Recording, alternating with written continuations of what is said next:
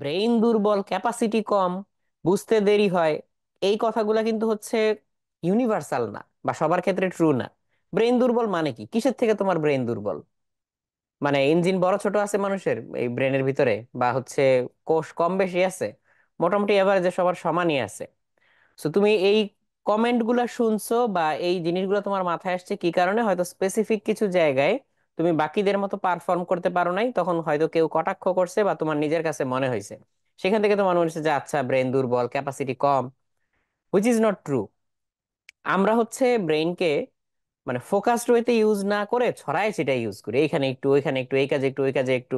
Subconscious মাইন্ডটাকে আমরা পাত্তাই দিই না, বাট এটা অনেক পাওয়ারফুল। কনশাস মাইন্ডে বরং আমরা কম কাজ করি, সাবকনশিয়াস মাইন্ডে বেশি কাজ করি। সো ওইখানে ফোকাস না থাকার কারণে হচ্ছে তোমার কাছে এটা মনে হচ্ছে। হিউম্যান ব্রেইনের পাওয়ার অনেক বেশি, অনেক। সো তুমি ফোকাসের দিকে হচ্ছে মনোযোগ দাও।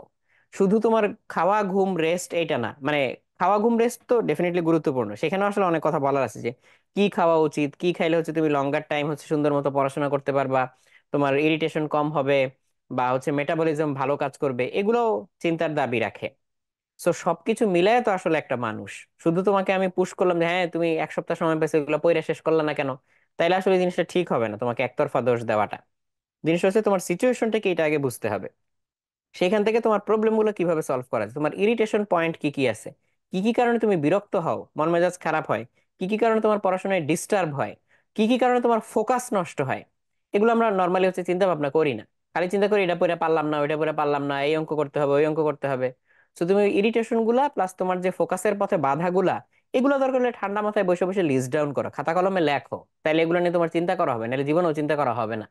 এবার খাতা কলমে লেখার পরে তুমি এবার একটা একটা করে ধরে অ্যাটাক করো, কোনটাকে তুমি কিভাবে রিমুভ করবা। বেশিরভাগ দেখবা 90% ক্ষেত্রে দেখবা তুমি নিজেই সলভ করতে পারবা, আর বাকি 10% হয়তো তোমার হেল্প লাগতে পারে। সো এটা না করার কারণে তোমার ইফোর্ট তো যাচ্ছেই, বাট স্ক্যাটার্ড ইফোর্ট যাচ্ছে, সেই স্ক্যাটার্ড ইফোর্ট থেকে ফলাফল আসতেছে না, ভেক্টরের মতো এদিকে 5 নিউটন ওদিকে 5 নিউটন, ফলাফল আসতেছে না। তাহলে তুমি হতাশ হচ্ছ। বাট তুমি যদি 2-5 নিউটন একে দিয়ে দিতা, 10 নিউটন হয়ে যেত, তাহলে তোমার কোনো পিছু টান থাকতো না, তাহলে কিন্তু তুমি অনেক আগাইতে পারতা। সো আমরা যে হতাশ হইতেছি ইফোর্ট দেওয়ার পরও, এটা কেন? ফোকাসড ইফোর্ট নাই বলে। সো এখানে ফোকাস আনার জন্য হচ্ছে আমি যেই দুইটা জিনিস বললাম, ইরিটেশন এবং ডিস্টারবেন্স, এগুলা লিস্ট করে এগুলাকে দূর করতে হবে।